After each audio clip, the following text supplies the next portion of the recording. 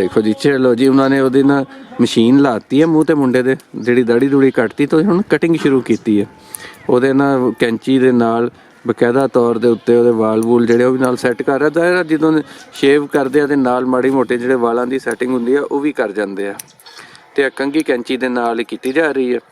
ਤੇ ਅੱਛਾ ਤੁਹਾਨੂੰ ਮੈਂ ਇੱਕ ਨਾਲ ਬਾਹਰ ਦਾ ਮੰਜ਼ਰ ਵੀ ਦਿਖਾ ਦਵਾਂ ਕਿ ਇੱਕ ਘਰ ਦੇ ਬਾਹਰ ਬੈਠੇ ਹੋਏ ਆ ਫੱਟੇ ਦੇ ਉੱਤੇ। ਇਹਨਾਂ ਦਾ ਕੰਮ ਇਹ ਹੁੰਦਾ ਜੀ ਨਿਆਣਿਆਂ ਦੀ ਵੀ ਆ ਕੇ ਇੱਥੇ ਕਟਿੰਗ ਕਰਦੇ ਆ, ਵੱਡਿਆਂ ਦੀ ਵੀ ਕਰਦੇ ਆ ਤੇ ਸ਼ੇਵ ਸ਼ੂਵ ਵੀ ਕਰਦੇ ਆ। ਤੇ ਆ ਤੁਸੀਂ ਦੇਖੋ ਇਹ ਘਰ ਦੇ ਬਾਹਰ ਇਹਨਾਂ ਦਾ ਮੰਜ਼ਰ ਆ ਨਾਲ ਉਹਨਾਂ ਦਾ ਫਾਟਕ ਲੱਗਿਆ ਹੋਇਆ ਘਰ ਦਾ ਲੱਕੜ ਦਾ ਜਿੱਥੇ ਇਹ ਬੈਠੇ ਹੋਏ ਆ। ਤੇ ਇੱਦਾਂ ਹੀ ਇਹਨਾਂ ਨੇ ਕਰਨਾ, ਇੱਥੋਂ ਇੱਕ ਘਰੋਂ ਕਰਨੀ ਆ ਫਿਰ ਦੂਜੇ ਵੱਲ ਚੱਲ ਜਾਣਾ ਫਿਰ ਤੀਜੇ ਵੱਲ ਚਲੇ ਜਾਣਾ ਤੇ ਨਾਲ ਕਰਦੇ ਕਰਦੇ ਇਹਨਾਂ ਨੇ ਪੂਰਾ ਪਿੰਡ ਜਿਹੜਾ ਗਾ ਦੇਣਾ ਤੇ ਫਿਰ ਵਾਪਸ ਚਲੇ ਜਾਣਾ। ਇਹ ਹੁਣ ਹਾਲੇ ਕਟਿੰਗ ਹੋ ਰਹੀ ਹੈ, ਬਾਅਦ 'ਚ ਇਹਨਾਂ ਦਾ ਉਸ ਤਰ੍ਹਾਂ ਵੀ ਆ ਤੇ ਦੂਜੀਆਂ ਸ਼ਾਮਾਂ ਵੀ ਉਹ ਤੁਹਾਨੂੰ ਮੈਂ ਦਿਖਾ ਦਿੰਦਾ। ਉਸ ਤਰ੍ਹਾਂ ਵੀ ਮੇਰੇ ਖਿਆਲ ਇਹਦੀਆਂ ਕਲਮਾਂ ਕੁਲਮਾਂ ਤੇ ਬਣਾਉਣਗੇ ਮੁੰਡੇ ਦੀਆਂ, ਉਹ ਵੀ ਦੇਖਾਂਗੇ। ਤੁਹਾਨੂੰ ਪਹਿਲੇ ਜ਼ਰਾ ਇਹਨਾਂ ਦਾ ਸਮਾਨ ਮੈਂ ਦਿਖਾ ਲਾਂ। ਦੇਖੋ ਜੀ ਇਹ ਹੈ ਰਾਜਾ ਸਾਹਿਬ ਦਾ ਸਮਾਨ, ਪੂਰਾ ਸਮਾਨ ਇਹਨਾਂ ਨੇ ਰੱਖਿਆ ਹੋਇਆ ਇੱਥੇ। ਆ ਸ਼ੇਵ ਦਾ ਸਮਾਨ ਤੁਸੀਂ ਦੇਖ ਸਕਦੇ ਹੋ, ਪਾਣੀ ਵੀ ਇਹਨਾਂ ਦੇ ਕੋਲ ਹਰ ਟਾਈਮ ਨਾਲ ਹੁੰਦਾ ਛੋਟੀ ਜਿਹੀ ਬਾਲਟੀ ਦੇ ਵਿੱਚ ਜਿਸ 'ਚ ਇਹਨਾਂ ਨੇ ਪਾਣੀ ਕੱਢਣਾ, ਮੂੰਹ ਗਿੱਲਾ ਕਰਨਾ। ਤੇ ਅੱਛਾ ਸ਼ੇਵ ਇਹ ਹਾਲੇ ਵੀ ਪੁਰਾਣੇ ਅੰਦਾਜ਼ ਕਰਦੇ ਆ, ਬੁਰਸ਼ ਹੈ ਜੀ ਸ਼ੇਵ ਵਾਲਾ, ਕਿਸੇ ਦੀ ਇੱਥੇ ਸ਼ੇਵ ਕਰਨਗੇ ਤੇ ਉਹ ਵੀ ਆਪਾਂ ਦੇਖਦੇ ਹਾਂ। ਨਾਲ ਹੀ ਉਸਤਰੇ ਪਏ ਆ, ਦੂਜੀ ਮਸ਼ੀਨ ਪਈ ਆ ਤੇ ਬਾਕੀ ਸਮਾਨ ਪਿਆ। ਚਲੋ ਦੇਖੋ ਜੀ ਇਹ ਹੁਣ ਇਹਨਾਂ ਨੇ ਆਪਣਾ ਦੇਸੀ ਉਸਤਰਾ ਕੱਢ ਲਿਆ ਵਾ। ਅੱਛਾ ਇਹ 'ਚ ਬਲੇਡ ਨਹੀਂ ਲੱਗਦੇ ਹੁੰਦੇ, ਇਹਨੂੰ ਉੱਦਾਂ ਹੀ ਤੇਜ਼ ਕਰਦੇ ਹੁੰਦੇ ਆ। ਅੱਛਾ ਉਹਦੇ ਨਾਲ ਇਹਨਾਂ ਨੇ ਮੁੰਡੇ ਦੀਆਂ ਕਲਮਾਂ ਬਣਾਉਣੀਆਂ ਸ਼ੁਰੂ ਕਰ ਦਿੱਤੀਆਂ। ਆਹ ਦੇਖੋ ਜੀ ਤੁਸੀਂ, ਅਮੂਮਨ ਹੁਣ ਤੇ ਰਿਵਾਜ ਆ ਗਿਆ ਸ਼ਹਿਰਾਂ 'ਚ ਕਿ ਜਾਂ ਤੇ ਉਹ ਰੇਜ਼ਰ ਇਸਤੇਮਾਲ ਕਰਦੇ ਆ ਜਾਂ ਮਸ਼ੀਨ ਲਾ ਦਿੱਤੀ ਜਾਂਦੀ, ਪਰ ਇੱਥੇ ਹਾਲੇ ਵੀ ਜਿਹੜੀਆਂ ਉਹ ਕਲਮਾਂ ਸੈੱਟ ਕਰਨੀਆਂ ਤੇ ਧੌਣਾ ਜਿਹੜੀ ਉਹਦੇ ਉੱਤੇ ਉਹਨਾਂ ਨੇ ਉਸ ਤਰ੍ਹਾਂ ਹੀ ਫੇਰਨਾ। ਇੱਦਾਂ ਦੇ ਰਿਵਾਜ ਜਿਹੜੇ ਇੱਦਾਂ ਦੇ ਮੰਜ਼ਰ ਹੈ ਸਾਨੂੰ ਚੱਕਾਂ 'ਚ ਲੱਭ ਪੈਂਦੇ ਆ, ਸ਼ਹਿਰਾਂ 'ਚ ਹੁਣ ਬਹੁਤ ਘੱਟ ਲੱਭਦੀਆਂ ਇੱਦਾਂ ਦੀਆਂ ਛਾਵਾਂ।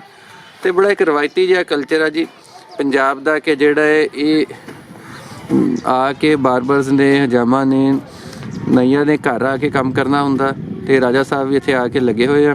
ਉੱਦਾਂ ਦੇ ਵਿਆਹ ਸ਼ਾਦੀ ਦੇ ਮੌਕੇ 'ਤੇ ਲਾਜ਼ਮੀ ਤੌਰ 'ਤੇ ਇੱਕ ਜਿਹੜਾ ਰਾਜਾ ਉਹ ਜ਼ਰੂਰ ਹੁੰਦਾ ਸੀਗਾ ਜਿਹਨੇ ਆ ਕੇ ਘਰ ਦੇ ਵਿੱਚ ਕੰਮ ਕਰਕੇ ਜਾਣਾ। ਤੇ ਉੱਦਾਂ ਵੀ ਹਫ਼ਤਾਵਾਰ ਆਉਂਦੇ ਰਹਿੰਦੇ ਆ ਤੇ ਕਰਦੇ ਰਹਿੰਦੇ ਆ।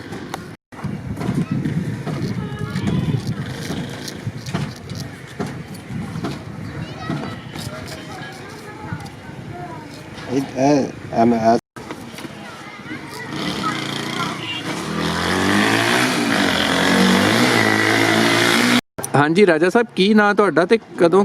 ਨਾਮ ਜੀ ਮੁਹੰਮਦ ਯੂਨਸ। ਤੇ ਕਿੱਥੇ ਦੇ ਰਹਿਣ ਵਾਲੇ ਹੋ? ਮੈਂ ਇਸੇ ਨੌ ਚੱਕ ਦੇ ਰਹਿਣ ਵਾਲਾ। ਤੇ ਕਦੋਂ ਤੋਂ ਇਹ ਕੰਮ ਕਰ ਰਹੇ ਹੋ?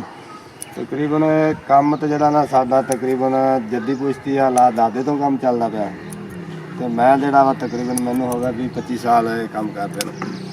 ਤੇ ਕੀ ਇਹਦਾ ਤਰੀਕੇਕਾਰ ਆ? ਤੁਸੀਂ ਆਉਂਦੇ ਹੋ ਘਰਾਂ 'ਚੋਂ ਪੈਸੇ ਵੀ ਲੈ ਕੇ ਜਾਂਦੇ ਹੋ ਕਿ ਉਹ ਜਿਹੜਾ ਇੱਕ ਪੁਰਾਣਾ ਰਿਵਾਜ ਹੁੰਦਾ ਸੀਗਾ ਫਸਲ ਵਾਲਾ?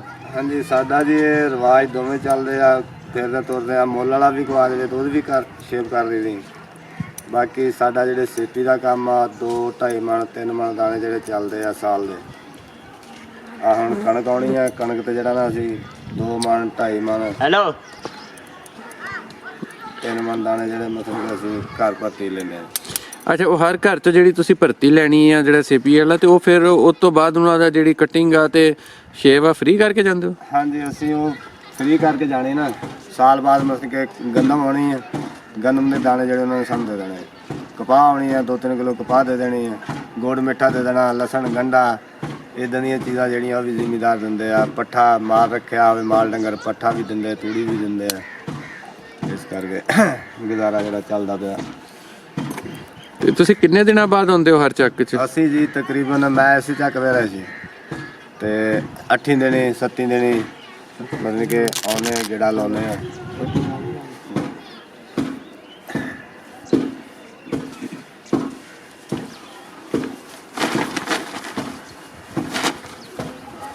ਆਹ ਦੇਖੋ ਜੀ ਇਹ ਮੁੰਡੇ ਨੇ ਆਪਣੀ ਕਰਾ ਲਈ ਇੱਥੋਂ ਦਾੜੀ ਦੂੜੀ ਤੇ ਮਸ਼ੀਨ ਲਵਾ ਲਈ ਤੇ ਉੱਠ ਪਿਆ, ਨਾਲ ਹੀ ਜਾਣ ਲਈ ਤਿਆਰ ਹੋ ਗਿਆ।